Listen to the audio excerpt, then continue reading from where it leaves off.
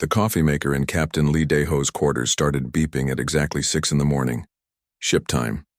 He rolled out of his narrow bunk, stretched his back, and looked out the small window at the stars. They looked different today, but space always looked different when you were traveling fast enough to bend reality. Lee Daeho was not a man who got excited easily.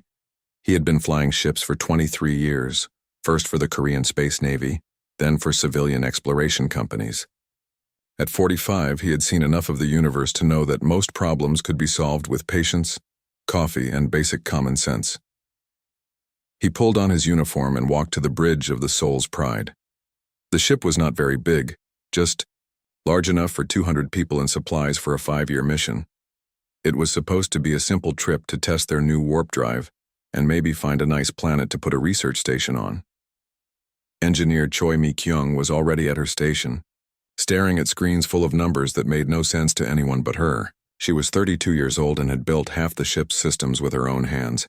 She was also the person who had broken their warp drive yesterday. "Good morning, Captain," she said without looking up. "I think I know what went wrong with the drive." "Tell me," Lee Daeho said, pouring himself coffee from the pot that Dr. Kim So-ra always made for the bridge crew. "The quantum field generator got confused," Choi Mi-kyung explained. "Instead of making a normal warp bubble, it made something else, something that tore a hole in space." Navigator Han Byung-soo, who was only 26 but could calculate jump coordinates in his head, looked up from his station. "Captain, we have a problem. The stars are all wrong." Lee Daeho walked over to look at Han Byung-soo's screen. The young man was right. The star patterns made no sense at all. These were not the stars near Earth or near any place humans had ever been. "How wrong?" the captain asked. "Very wrong, sir. I think we might be in a different part of the galaxy. Maybe a very different part." Dr. Kim So-ra came onto the bridge carrying her tablet and a cup of tea. She was 38, had studied alien life for 15 years and had never actually met any aliens. She was hoping this mission would change that, but not quite like this. "Captain," she said, "I'm reading some very strange signals from nearby space. They don't look like natural phenomena." Commander Park Jin-woo stepped out of the elevator. He was the ship's military officer, a serious man who had trained for every possible emergency except this one. "Sir, long-range sensors are picking up multiple large objects moving toward us." Lee Daeho sipped his coffee and looked at the main screen. Space looked empty, but he trusted his crew. "How large?" "Much larger than us, sir. And they're moving. Fast." "Alien ships?" Dr. Kim So-ra asked, sounding more excited than worried. "That would be my guess," Park Jin-woo replied. Lee Daeho sat in his captain's chair and thought about this. His ship was lost in unknown space, their warp drive was broken, and alien ships were coming to visit them. On the scale of problems he had dealt with in his career, this was definitely new, but it was still just a problem that needed solving. "Red alert?" Park Jin-woo asked. "No," Lee Daeho said. "Yellow alert. We don't know if they're hostile yet." The alien ships appeared on the main screen 15 minutes later. They were huge, dark, and covered in what looked like weapons. There were 12 of them, arranged in a formation that was clearly designed to look intimidating. "They're trying to contact us," Han Byung-soo reported. "Put them through," the captain said. The main screen changed to show the interior of an alien ship. The being standing in front of the camera was tall, had gray skin, 4 arms, and eyes that glowed red. It wore what was obviously a military uniform covered in medals and symbols. When it spoke, the ship's computer translated its words into Korean. "Primitive vessel, you have entered the space of the mighty Vorthak Empire without permission.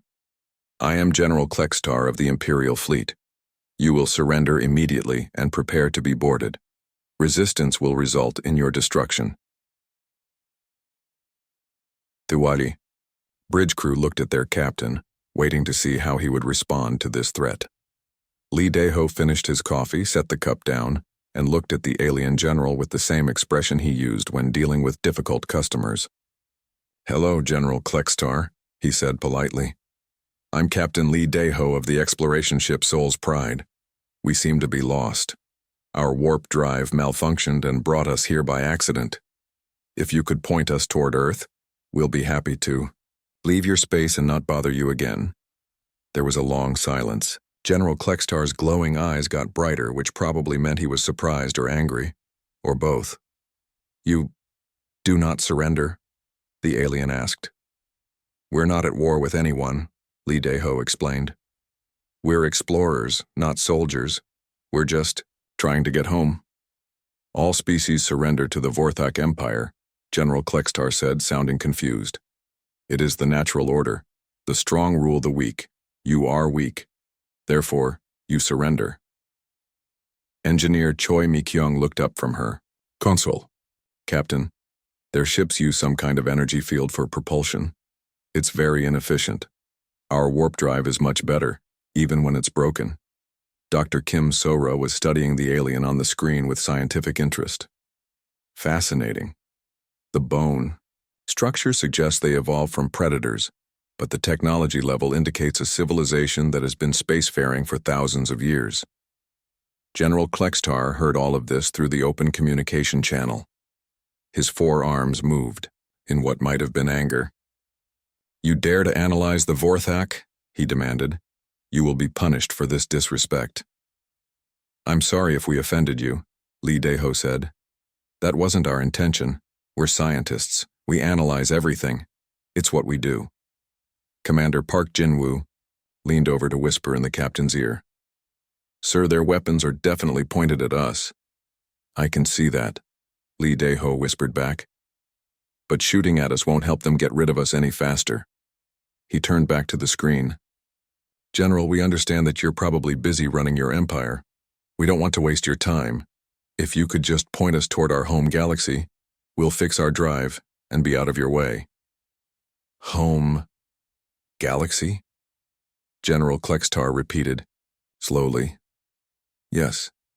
We're from the Milky Way galaxy.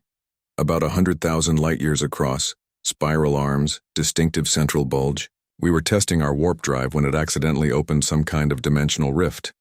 Navigator Han Byung-soo pulled up a star chart on the main screen. "This should help," he said helpfully, showing their home galaxy's approximate location. There was another long silence. General Klextar looked at something off-screen, probably talking to his own crew. "You are not from this galaxy?" he asked finally. "No, sir. Different galaxy entirely. We didn't even know your galaxy existed until about an hour ago." Dr. Kim So-ra added, "We're very excited to meet you, though. You're our first contact with an alien civilization. This is a historic moment for both our species." General Klextar's eyes stopped glowing bright red and started glowing a dimmer orange color. This was apparently the Vorthak equivalent of being very, very confused. "You will come with us to Vorthak Prime," he said finally. "Emperor Thexmore the Eternal will decide what to do with you." "Of course," Lee Dae-ho agreed. "We'd be happy to meet your Emperor. Should we follow you, or do you need to tow us?" "You will follow. Do not attempt to escape." "We won't," the captain assured him. "Our drive is broken anyway." The communication ended. General Klextar's image disappeared from the screen. Commander Park Jin-woo looked worried. "Captain, I don't think this is going to be a friendly diplomatic meeting." "Maybe not," Lee Dae-ho agreed. "But we don't have much choice. Besides, they seem reasonable enough. A little dramatic, but most people in charge are dramatic." Engineer Choi Mi-kyung was back to staring at her screens. "I should be able to fix the drive in a couple of weeks, assuming I can find the right materials." "Good," the captain said. "Dr. Kim, start preparing first contact protocols. Han Byung-soo, keep tracking our position so we can find our way home. Later. Park Jin-woo, keep our weapons powered down unless I say otherwise." "Yes, sir," they all replied. Lee Dae-ho looked out at the massive alien ships surrounding them and thought about his situation. Lost in another galaxy, captured by a powerful alien empire, facing an uncertain future in a place no human had ever been. It was definitely going to be an interesting week. But first, he needed more coffee. Vorthak Prime was the largest planet Lee Dae-ho had ever seen. It was 3 times the size of Earth, covered in massive cities that stretched from horizon to horizon. The buildings were all dark gray and shaped like pyramids, with red lights blinking at the tops. Everything about the planet was designed to look powerful and threatening. The Soul's Pride was guided to a landing pad in the middle of what was obviously the capital city. Thousands of aliens gathered to watch the strange ship land. Most of them looked like General Klextar, but there were other species too. Some had blue skin, others had tentacles instead of arms, and a few looked almost human except for their silver eyes.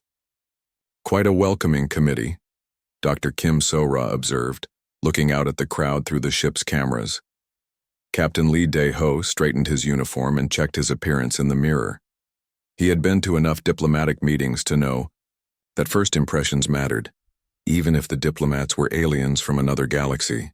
"Ambassador Yoon Tae-min, are you ready?"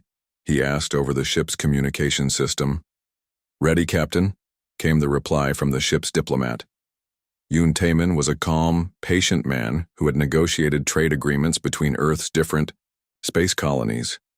He had never negotiated with an alien empire, but he figured the basic principles were probably the same. The airlock opened, and a group of Vorthak soldiers marched up the ramp. They were all carrying weapons and wearing armor that looked like it was designed more to scare people than to protect them. Behind them came a tall Vorthak, wearing robes covered in strange symbols. "I am High Priest Vex Nuth," the robed alien announced. "I speak for Emperor Thexmor the Eternal. You will come with us immediately." "Of course," Lee Dae-ho said politely. "Should all of us come, or just a few representatives?" High Priest Vex Nuth seemed confused by the question. "All species brought before the Emperor must present their entire population for judgment." "All 200 of us?" Dr. Kim So-ra asked. "That seems like a lot of people to fit in one room." "The Emperor's throne room can accommodate many thousands," the High Priest replied proudly. Lee Dae-ho looked at his crew.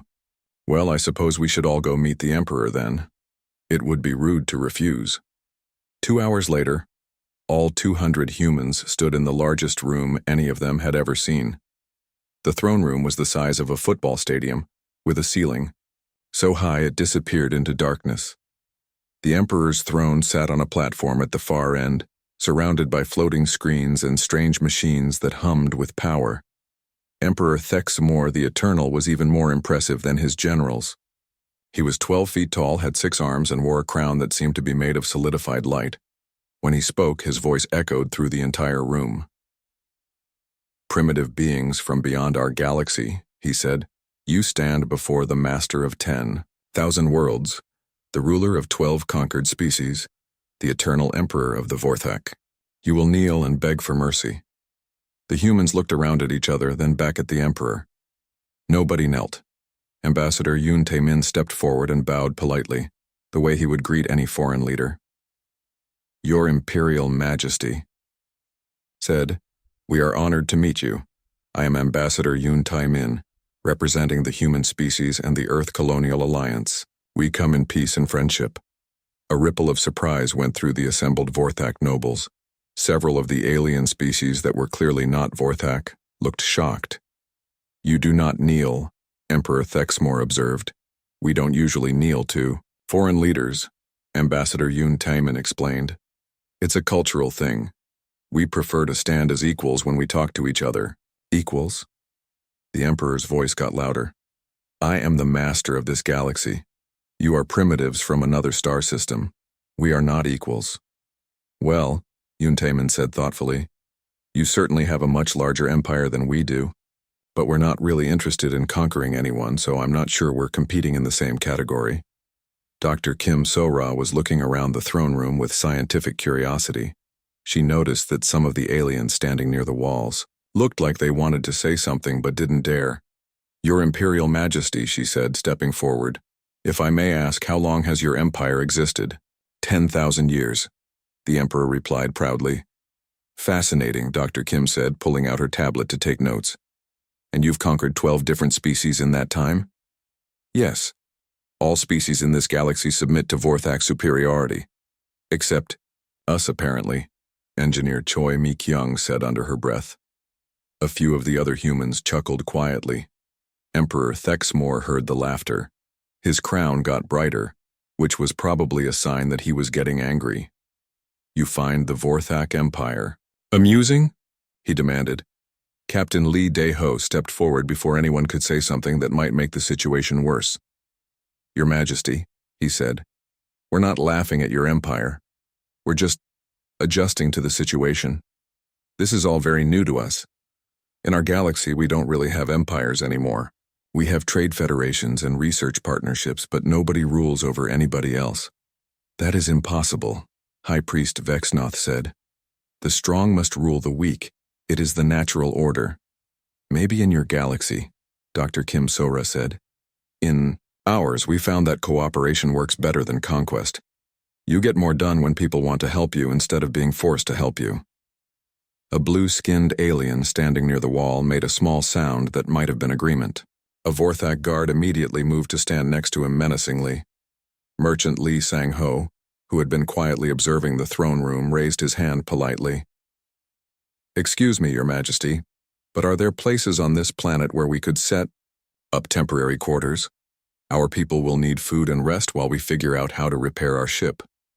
"You are prisoners of the Vorthak Empire," Emperor Thexmore declared. "You will be held in the detention facilities." "That's fine," Lee Sang-ho said agreeably. "Do your detention facilities have kitchens?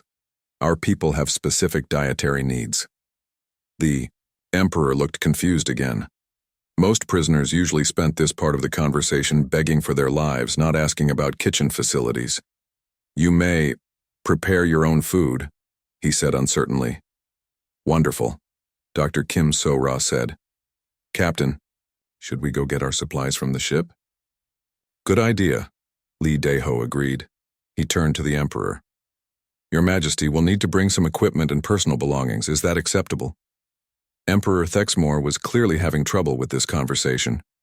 In 10,000 years of ruling the galaxy, he had never had prisoners who treated captivity like a hotel reservation. "Yes," he said finally, "but you will be watched at all times." "Of course," Ambassador Yoon Taemin said. "We wouldn't want to wander off and get lost." As the humans were escorted out of the throne room, they passed close to some of the non-Vorthak aliens. Dr. Kim Sora smiled and nodded at them politely. A few of them nodded back, looking surprised. The detention facilities turned out to be more like a small apartment complex than a prison. The rooms were basic but comfortable, and there was a large common area where the humans could gather.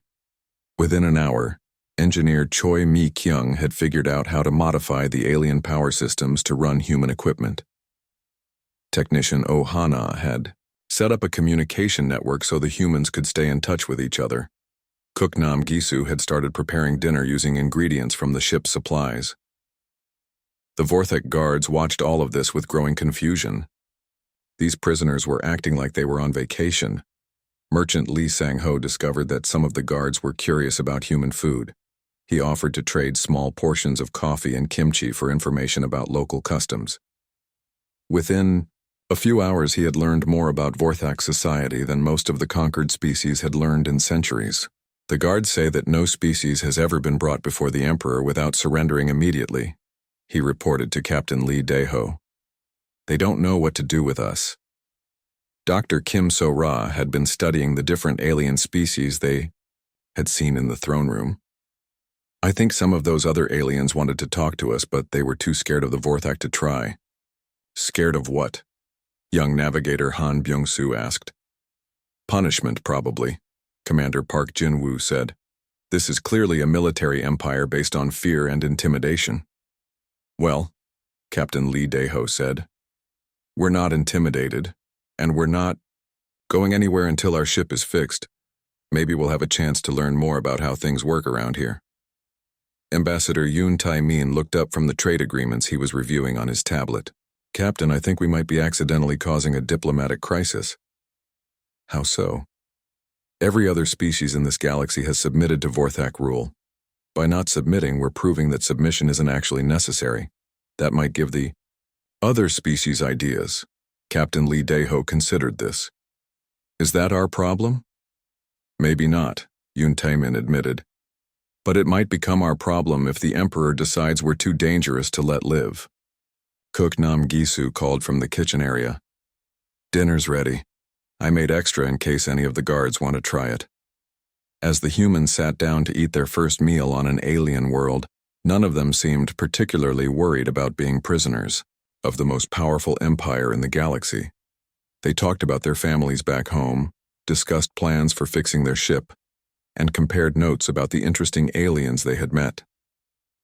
3 weeks after the trials, historian Park Myung-soo was having tea with a group of alien scholars in what used to be the detention facility common room. The Vorthak had stopped calling it a prison after the humans started inviting guards to join their evening discussions about literature and philosophy. "So you're telling me," said a blue-skinned Kalhari historian named Rix Toan, "that your species survived an ice age, multiple global wars, several near extinctions from disease, and something called nuclear weapons? That's just in the last 100,000 years," Park Myung-soo said, sipping his tea. "If you want to go back further, we also survived asteroid impacts, volcanic eruptions that blocked out the sun, and at least 5 mass extinction events." A tentacled scholar from the Nethic species leaned forward. "How did you not give up?" "Give up what?" Park Myung-soo asked. "Life was difficult, so we found ways to make it less difficult. When the climate changed, we developed better tools. When diseases spread, we invented medicine. When we ran out of resources on Earth, we learned to live in space. But surely you must have had times when your species despaired," Rix Toan said. "Moments when the challenges seemed impossible." Park Myung-soo thought about this. "I suppose some individuals despaired. But humans in general don't really think about whether something is possible or impossible. We just think about what needs to be done, and then we figure out how to do it." The conversation was being monitored by Vorthak intelligence, as were all the other conversations happening throughout their empire. What they were hearing was making them very uncomfortable.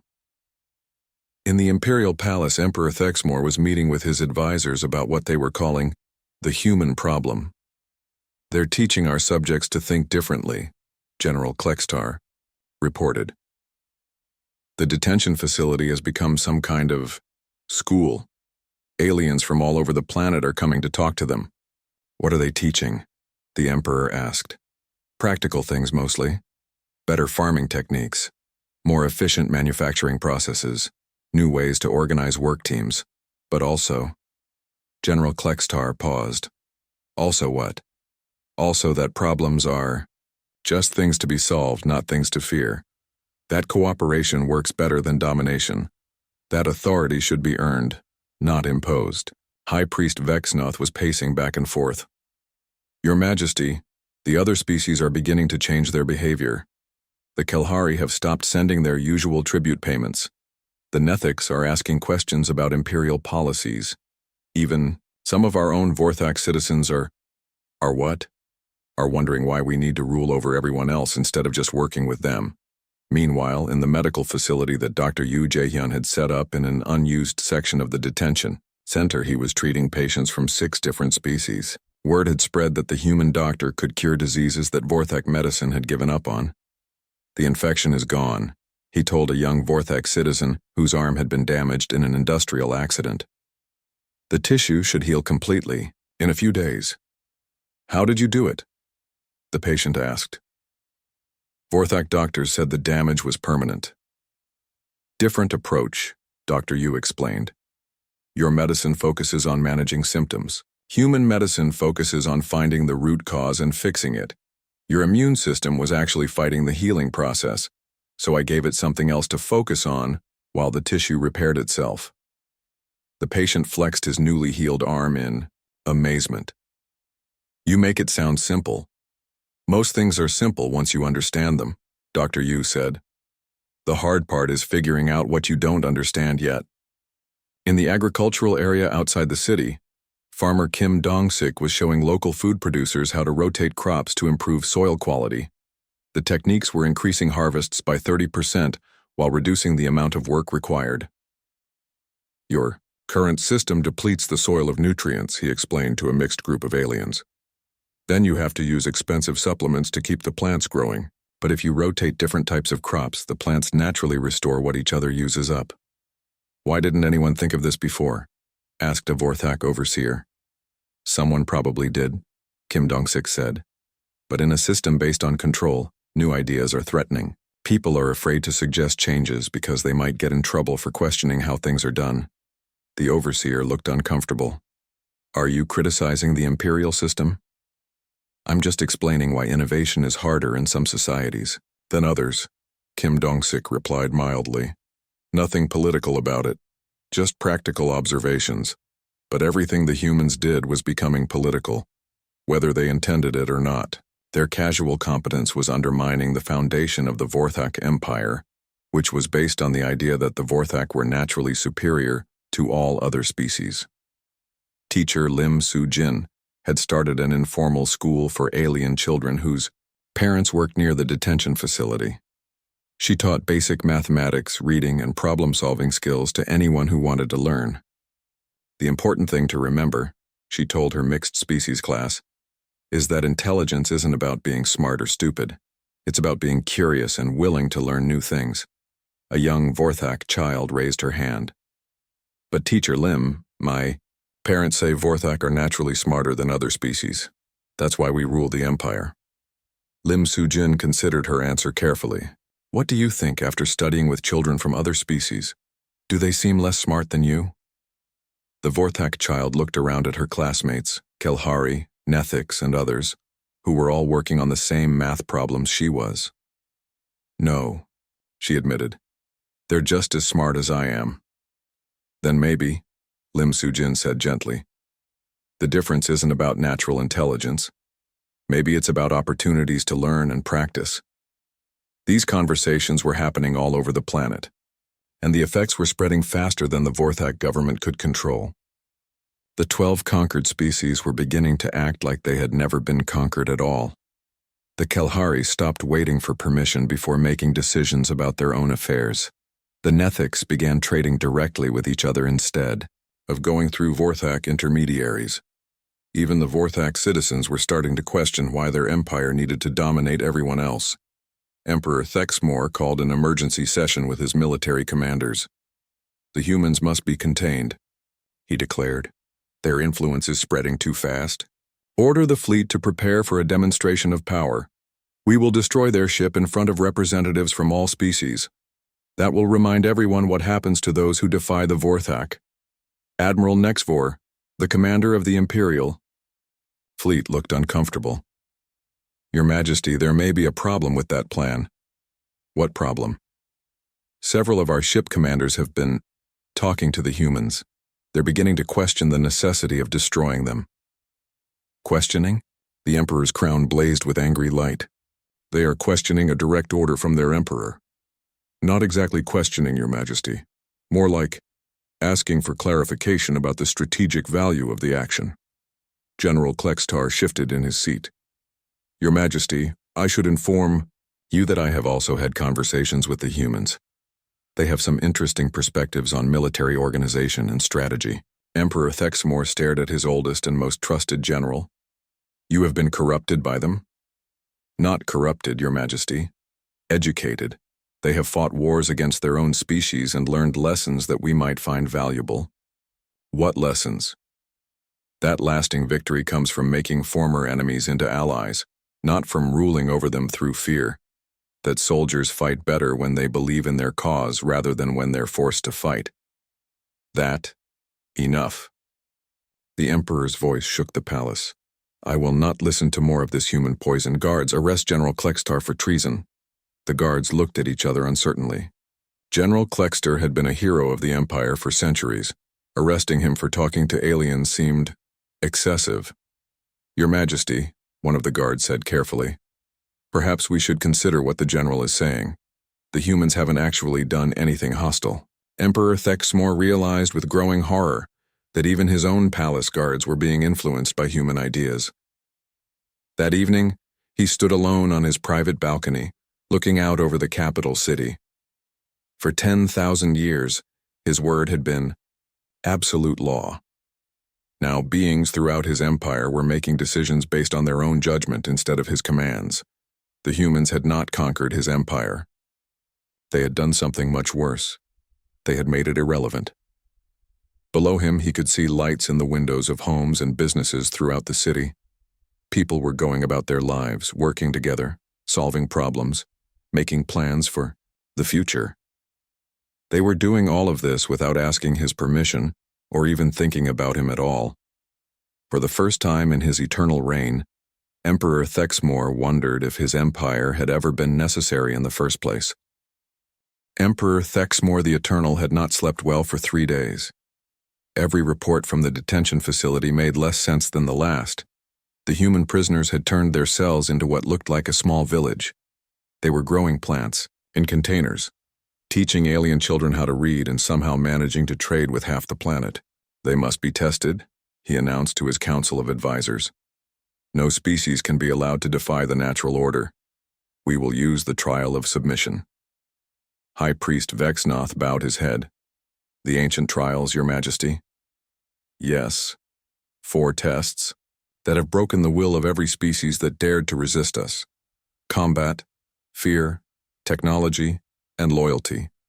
When they fail, all beings in the galaxy will see that even these strange humans must submit to Vorthak's superiority. General Klexter shifted uncomfortably. Your Majesty, these humans are unusual. Perhaps we should simply send them back to their own galaxy. Impossible, the Emperor replied. They have seen our empire. They know our strength. If we let them leave without submitting, others will think the Vorthak can be defied. The trials will prove our dominance once and for all. The next morning, the humans were brought back to the throne room. This time it was arranged differently. 4 areas had been set up around the massive space, each one containing different equipment and challenges. Captain Lee Dae-ho looked around, curiously. This looks different than yesterday. Are we getting a tour? You will face the trial of submission, Emperor Thexmore announced. 4 tests that will prove Vorthak's superiority and break your foolish resistance. When you fail, you will beg for the mercy of serving our empire.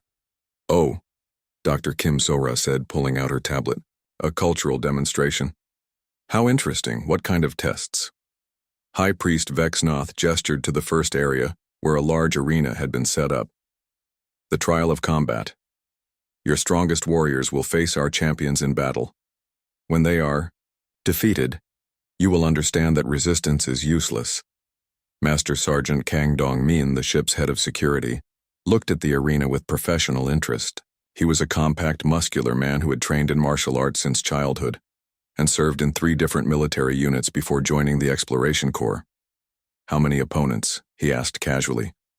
3 of our greatest champions, General, Klextar replied. They have never been defeated. Fair enough, Kang Dong-min said. Are there any rules, or is this a free-for-all? The Vorthak champions were enormous, each one nearly 8 feet tall and covered in natural armor. They carried weapons that hummed with energy and wore expressions of confident superiority. Kang Dong-min walked into the arena wearing his standard-issue jumpsuit and carrying no weapons at all. He bowed politely to his opponents, then settled into a fighting stance that looked relaxed and comfortable. The first champion charged at him with a glowing spear. Kang Dong-min stepped sideways, grabbed the spear, and used the alien's own momentum to flip him over his shoulder. The champion hit the ground hard and didn't get up. Kang Dong-min said thoughtfully. The armor makes you top-heavy. That's a design flaw. The second champion was more careful, circling around and looking for an opening. Kang Dong-min waited patiently, then suddenly moved forward in a series of quick strikes that left the champion stunned and on his knees. And the joints in your armor don't protect your pressure points, he added helpfully.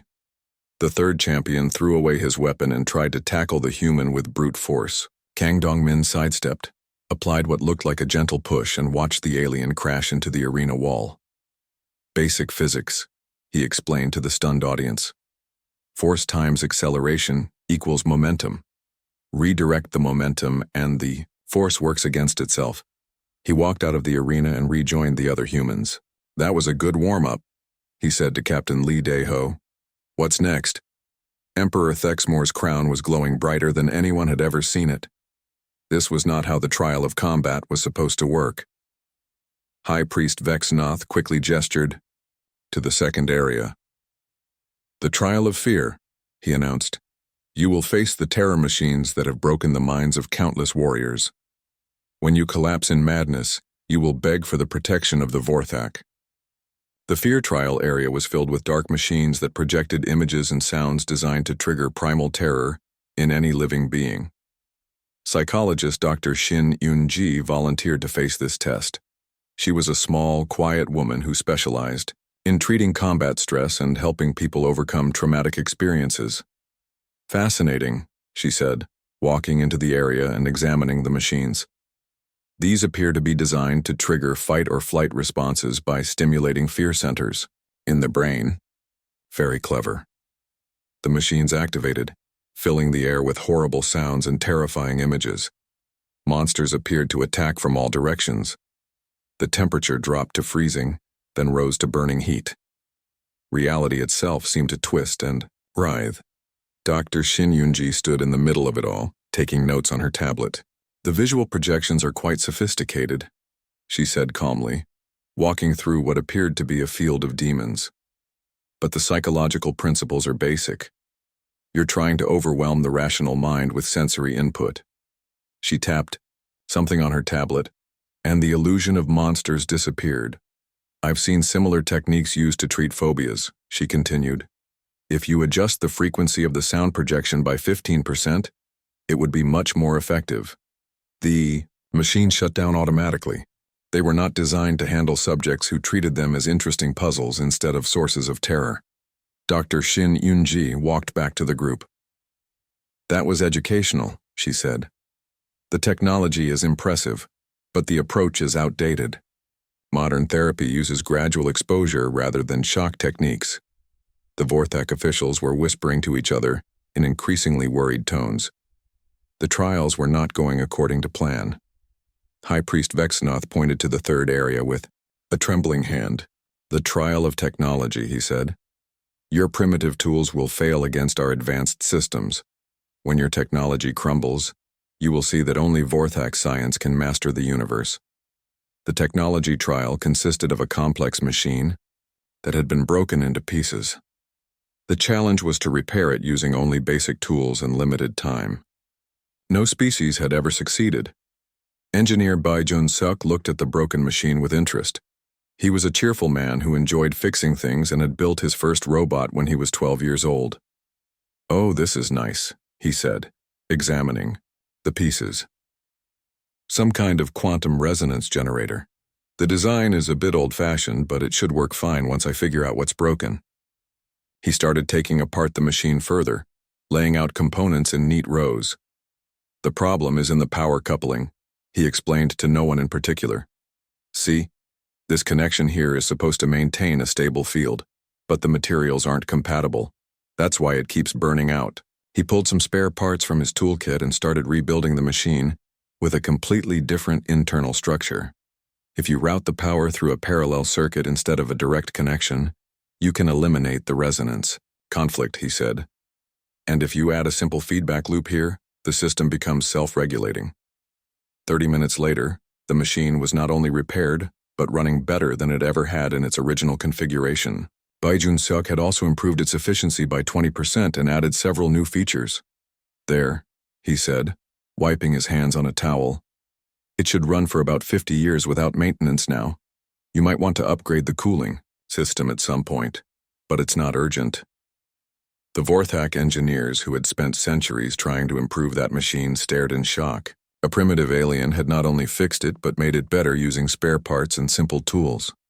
High Priest Vexanath looked like he was having some kind of breakdown. Emperor Thexmore's crown was flickering irregularly. "The final trial," the High Priest whispered. "The trial of loyalty. Surely they will fail this test." The trial of loyalty was simple and cruel. The humans would be offered rewards for betraying each other. Wealth, power, and freedom would be given to anyone willing to abandon their companions. Ambassador Yoon Taemin was chosen to face this trial. He listened politely as the Vorthak officials explained that he could have a palace, servants, and a position of honor in the empire if he would simply renounce his loyalty to the other humans.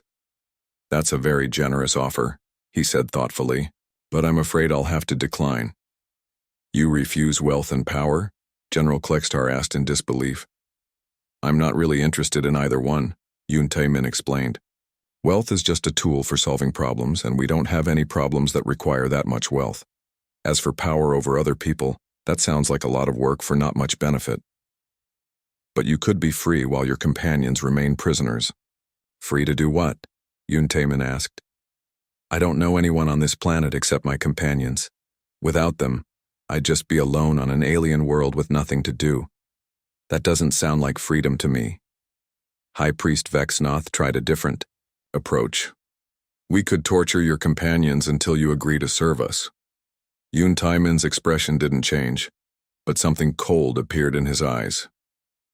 I don't think you want to try that. Why not? Because then you wouldn't be testing our loyalty anymore. You'd be declaring war on us, and humans are... 6 months later, Captain Lee Dae-ho sat in what used to be the Imperial throne room, playing chess with the being who used to be called Emperor Thexmore the Eternal. The massive room had been converted into a community center, with different areas set up for meetings, education, and recreation. Your move, Lee Dae-ho said, moving his knight to a new position. Thexmore, who now preferred to be called Coordinator Thexmore, studied the chessboard carefully. He had taken up the human game because it reminded him that intelligence was more important than power.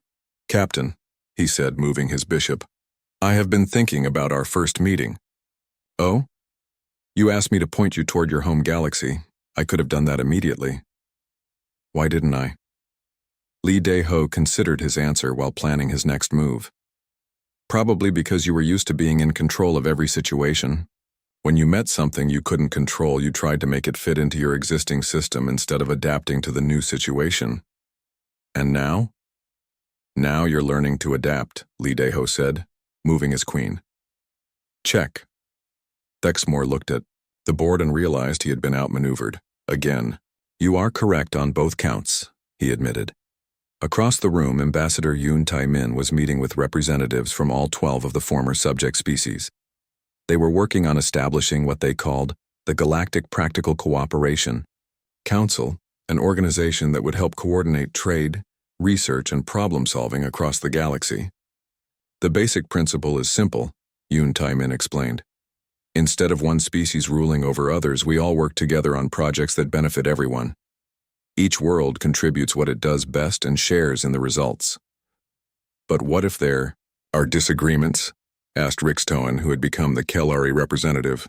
Then we discuss them until we find solutions that work for everyone, Yoon Tae-min replied. It takes longer than just ordering people around, but the results last longer too. A Nethics representative raised a tentacled arm. What about enforcement? Who makes sure everyone follows the agreements?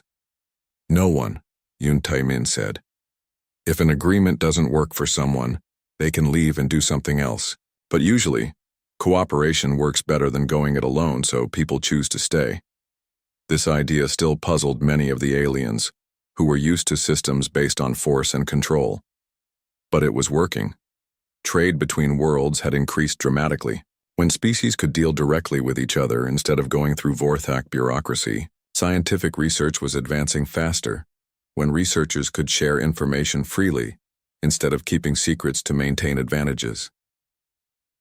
In the engineering section of the former detention facility, engineer Choi Mi-kyung had finally finished, repairing the Soul's Pride. But now she had a new project. She was working with alien engineers to develop improved space travel technology that would benefit all species.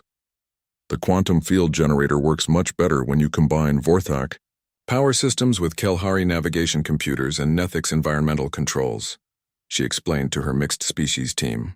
Each species developed different solutions to the same problems. When you put them together, you get something better than any of us could build alone. Engineer Bae Jun-seok was leading another team that was redesigning the industrial systems throughout the galaxy. The old system was designed for control, he said.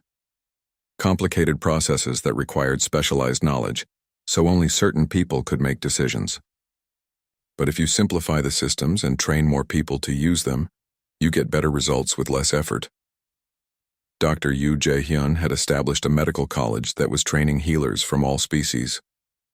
The interesting thing, he told his students, is that each species has developed different approaches to medicine. Vorthak medicine is good at quick fixes. Kelhari medicine focuses on prevention. Nethix medicine works with the body's natural healing processes. When you combine all these approaches, you can treat problems that none of us could handle alone. Teacher Lim Soo-jin's informal school had grown into a full university system. Students from all species learned together, and the results were remarkable. When you grow up learning from different perspectives, she observed, you develop better problem-solving skills. These students will build a better galaxy than any of our individual species could create. Farmer Kim Dong-sik was working with agricultural specialists from 12 different worlds to develop new approaches to food production. Each world has different soil, climate, and growing conditions, he said, but the basic principles of working with natural systems instead of against them apply everywhere. We're feeding more people with less work than the old system ever could. Merchant Lee Sang-ho had become the informal coordinator of interspecies trade. His simple approach to business, fair prices, reliable quality, and honest dealing, had revolutionized commerce throughout the galaxy. The old system was based on taking advantage of people, he explained to new traders. You could make quick profits, but customers eventually stopped trusting you. The new approach takes longer to build up, but once people trust you, business becomes much easier. Throughout the galaxy, the changes continued to spread. Worlds that had been isolated under Vorthak rule were now connected by networks of trade, communication, and cooperation. Problems that had persisted for centuries were being solved by teams that included the best minds from all species. The former Vorthak military had reorganized itself into an exploration and emergency response service. Instead of conquering new worlds, they were helping colonies deal with natural disasters and explore unknown regions of space. General Klextar, who now called himself Coordinator Klextar, was leading an expedition to map previously unexplored star systems. Fighting wars was exciting, he admitted to his mixed-species crew, but discovering new worlds is more interesting. And the pay is better too. Admiral Nexvor had become the head of the new interspecies space traffic control system. Turns out, he said, organizing peaceful space travel is much more complicated than organizing military fleets, but it's also more rewarding. Every day we help thousands of beings travel safely to see friends, conduct business, or explore new places. Even High Priest Vex Noth had found a new role. He had become a historian, studying how the old empire had functioned and why it had changed so quickly when the humans arrived. The empire was not destroyed, he wrote in his research notes. It was revealed to be unnecessary. Once beings stopped being afraid of each other, they realized they could solve their problems more effectively through cooperation than through domination. As the months passed, humans began returning to their own galaxy. Some went back to Earth to report on their discoveries. Others stayed to help with the transition to the new system.